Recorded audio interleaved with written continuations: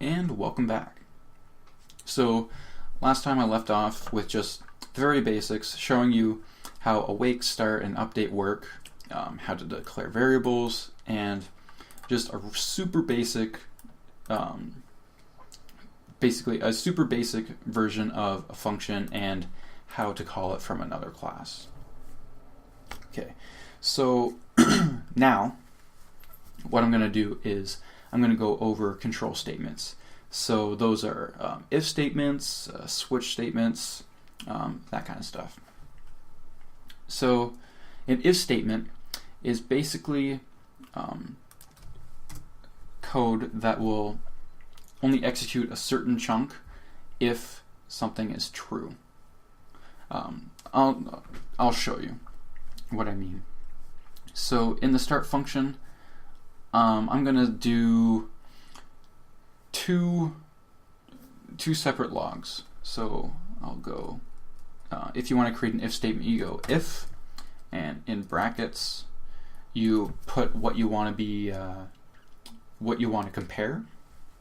So let's see here. If, let's say, second script is null.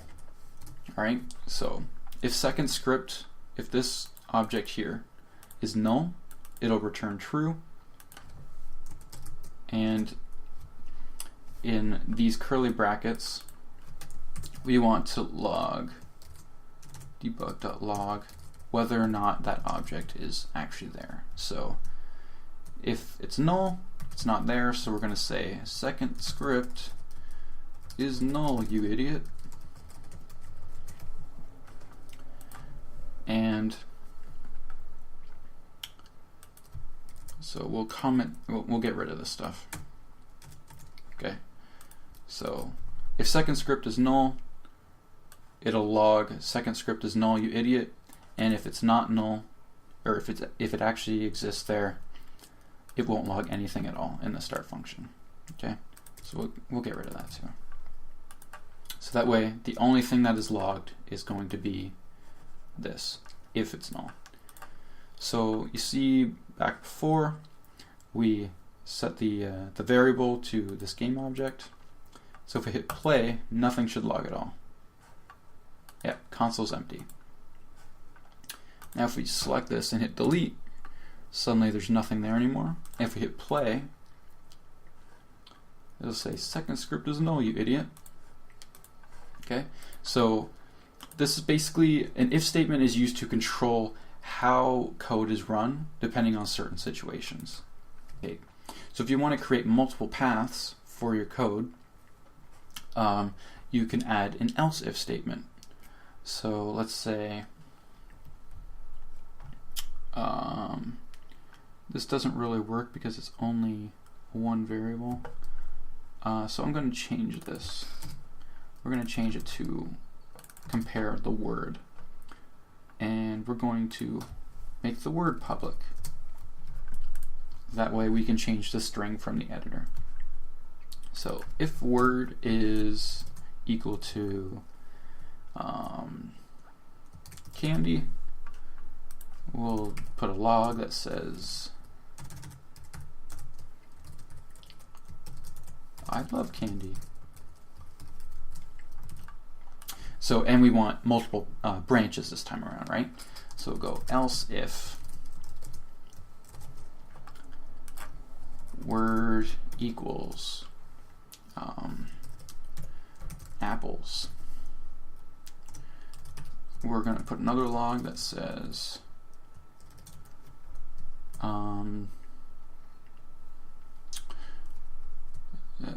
keeps the doctors away. And then else, we're going to log where are my pants. Okay, so since I added public to the string, it's going to show up in the editor, and if I enter the word candy, it'll log I love candy.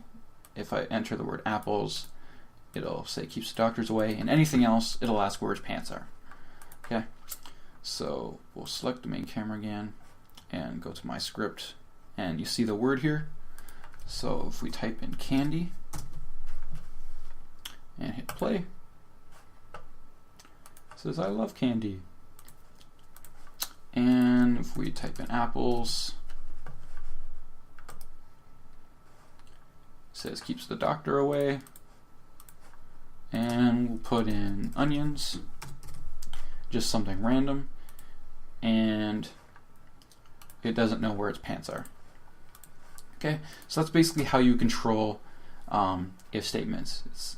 If you want something specific, you say if word equals candy. If you're looking for something else specific, you go else if what you're looking for. And then basically anything else, any other situation, you just put plain old else and it'll happen there. Okay, so that's basically if statements. Super easy to use, super easy to get the hang of. It's all up to you on how you want to control your code. Now, the next one is switch statements. So in order to go into the switch statements, I'm going to create another new variable at the top, and it's going to be a number. So we're going to make public int my number equals 0. Just give it a default value of 0. Okay, now what we're going to do to create our switch statement, we're going to type in switch, and in brackets we're going to put my number and make some curly brackets. Now the switch statement works on cases, a case-by-case basis. So if we're checking if a number is, say, 1 or 2, we're going to put case 1 and a colon, and then hit enter and do whatever it is that you want to do in that specific case. So case 1 will debug.log holy cow, and then at the end of your case statement you want to hit break. Okay, and so we'll make another case. So case 2 debug.log you guys want some sandwiches. Bad Santa reference if you didn't get it. And we're gonna hit break. Okay, and any other case, if you want basically the switch statements version of the else statement, just any other situation, we're going to put in default, and it works the exact same way. So debug.log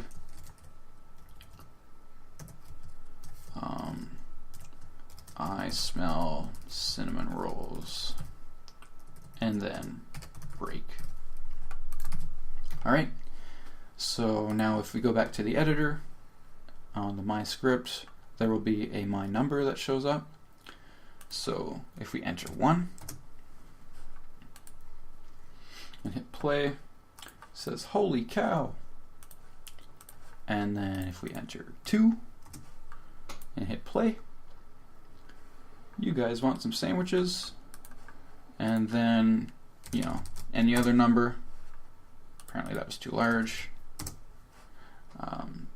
Hit play, and then I smell cinnamon rolls.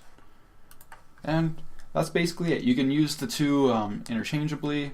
You can put if statements inside switch statements. Same goes with switch statements inside if you really need to. But this is basically how you control how your code runs in different situations. So this is basically how you tell your AI if your enemy's over here, you want to take the right path, or if he's not, you take the left path. Just stuff like that. They're used everywhere. Just any situation where you need to change how the code runs. But I think that's good for if statements. Next, I'm going to go over different loops. So like while loops, for loops, and do while loops. So I'll see you guys then. So this time I'm going to go over loops. So there's 3 loops to use. Basically,